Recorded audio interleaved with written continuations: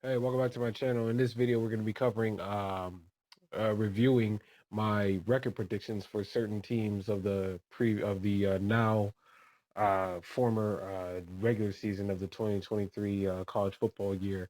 So right here at the top, Miami, I predicted they were going to go 8-4. I had their victories going up against, um, excuse me, their losses would be Texas A&M, North Carolina, Clemson, and Florida State. Well, I was 2 for 2 on their losses. Florida State was proven to be right. North Carolina was proven to be right. They beat Texas A&M, which looked like a big win for Miami at first, until their season fell apart after they lost to Georgia Tech with the infamous fumble on what should have been a kneel down by Tyler Van Dyke at the end of the game. And I think that loss kind of threw Miami's year off course because they were 4-0 after that, but then they ended the year on a 4-0 before that, but then they ended on a 3-5 stretch, starting with that Georgia Tech loss. Then they got blown out by North Carolina the very next week, and then they pulled off a couple of overtime victories against Clemson and Virginia. The Clemson victory may have been nice for Miami fans because of the fact that Clemson had practically owned the Miami and Clemson series the previous four to five times they had played. But this Clemson team was not the Clemson that we've seen of old. It's probably the worst Clemson team we've seen since before the Taj Boyd era at Clemson. you know.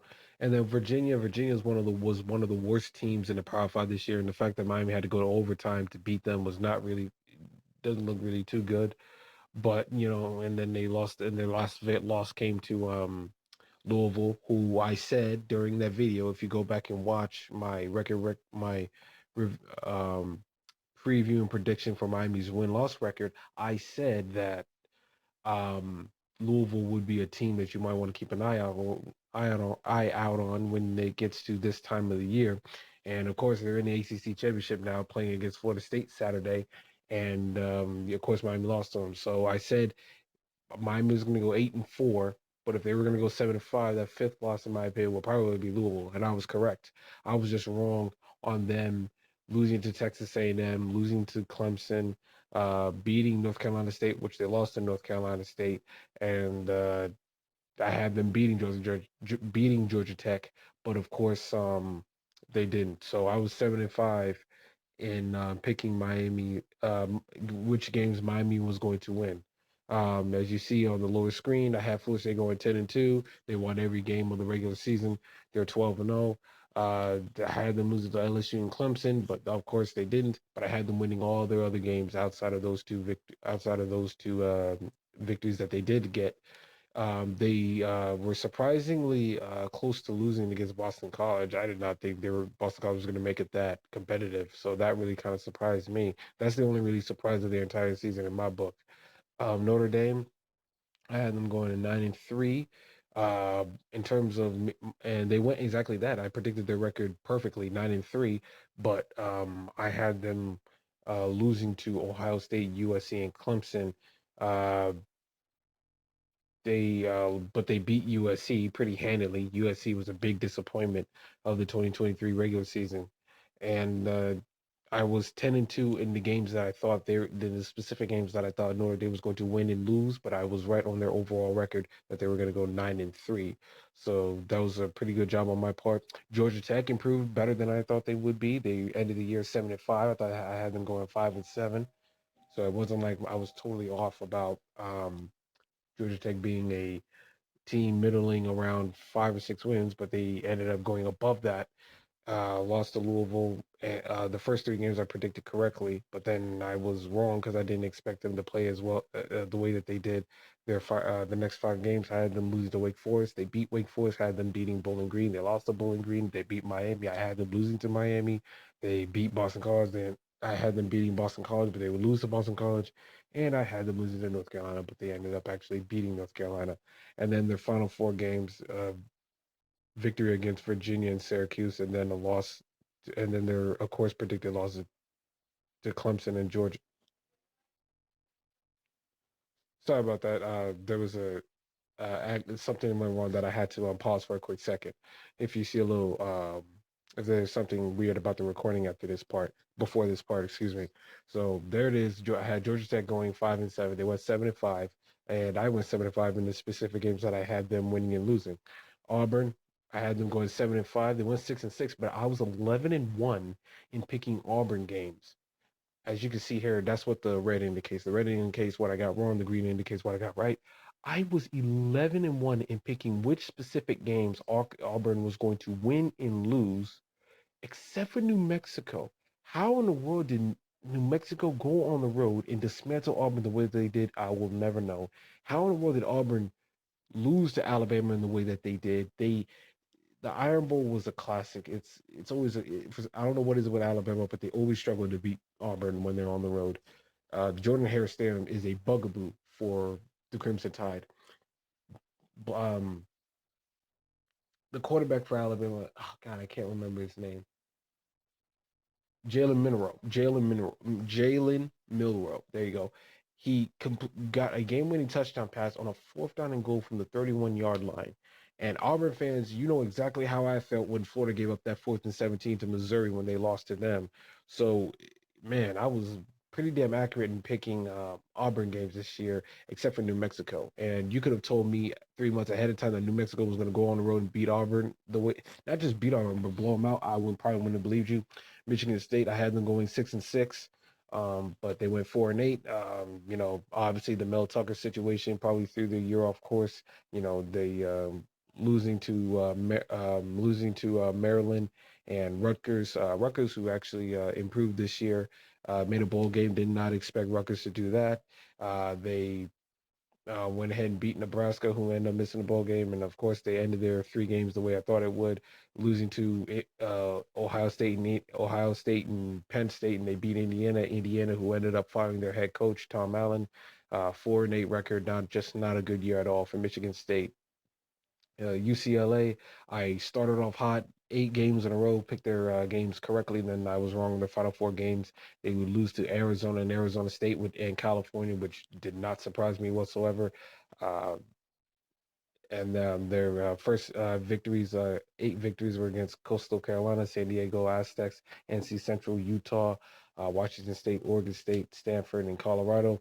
You know, 7-5, there was some rumors that maybe Chip Kelly would be on his way out at UCLA, but reports have come out that he's going to stay there at UCLA. So, and I think they should. Probably the first 3 years for UCLA under Chip Kelly were awful, and had he would have got rid of at that point, it wouldn't have been argued against. But now they've gotten a couple of 8-win seasons, and they had a little bit of a dip off this year, going 7-5. But I think it was a good move to keep Chip Kelly. Penn State went 10-2. I had them going 11-1. That did not work out. I was 11-1 in picking which games they were going to specifically win and lose. They lost to Ohio State and Michigan. I had them beating Michigan. I had them losing to Ohio State, but they lost to those 2 teams, and they won every other game that they had outside of Ohio State, Michigan, which is what they did last year when they went 11-2, 11-2, 10-2 in the regular season, winning the Rose Bowl against Utah later on. So, just per the usual for Penn State, for the Penn State program. Nebraska, real disappointing. I had them going 8-4. Um, I figured the having Matt Rule there in his first year would make them much better than what they were. They lost right out of the gate to Minnesota and Colorado, which Colorado was at the peak of their hype at the beginning of the year before they fell off. And Nebraska would beat Northern Illinois and Louisiana Tech, lose to Michigan, lose to Illinois. Illinois, who I don't even think made a bowl game this year, which is a little bit disappointing because there are some people who had them as one of the favorites to win the Big Ten West. That would end up going to the Iowa Hawkeyes. Lost to North. They beat Northwestern. Northwestern, who actually made a bowl game this year, despite losing their head coach in the middle of the year, middle of the summer. Excuse me, after the scandal, off the field scandal regarding sexual hazing that was at the campus with the players in the program. Purdue uh, would lose to Nebraska. Nebraska would lose to Michigan State and Maryland, and then they would beat Wisconsin and Wisconsin. No, excuse me, they would lose to Wisconsin and Iowa to end their final 2 years. So I was kind of right about that. I had a had them losing their final two games of the year. So Nebraska going 5-7, kind of disappointing for that program. In Oklahoma, they went 10-2 after I had them going 8-4. I had them. I kind of, I kind of knew deep down they would beat SMU, but I kind of wanted to pick an upset special, so that's why I had SMU going on the road and beating Oklahoma. They beat Arkansas State, beat SMU, beat Tulsa, beat Cincinnati, beat Iowa State. They beat Texas in the Red River Shootout. So they started off 6-0, beat UCF, would go 7-0. Then they would lose to Kansas and Oklahoma State, the final matchup of the Bedlam series, and they would beat West Virginia. And I had them and them losing to BYU and TCU, but they ended up beating those final 2 years. Major improvement for Brett Venables. Very good year two after going 6-7 last year. Their offensive coordinator Jeff Libby went to go is now coaching in Starksville to coach the Mississippi State Rebels. Congratulations to him. Oklahoma fans are gonna, from what I've been hearing, we're complaining about Jeff Libby throughout the year, which didn't make any sense when you look at how high octane their offense was this year, being that it was year two under Brent Venables. You kind of wonder what would happen had he choose to stick around there. Um, and then of course, last but certainly not the least, my Gators. I had them going 7-5 this year. I was 8-4 in the games that I had them winning and losing. I said before the bye week heading into the Georgia game that they were going to be 5-2 heading into the bye week, and then a couple weeks later they were going to face Georgia. They were 5-2, like I said, except I had them beating Kentucky and losing to Tennessee. They beat Tennessee and lost to Kentucky in embarrassing fashion. Um, and then the final four games that's just so disappointing.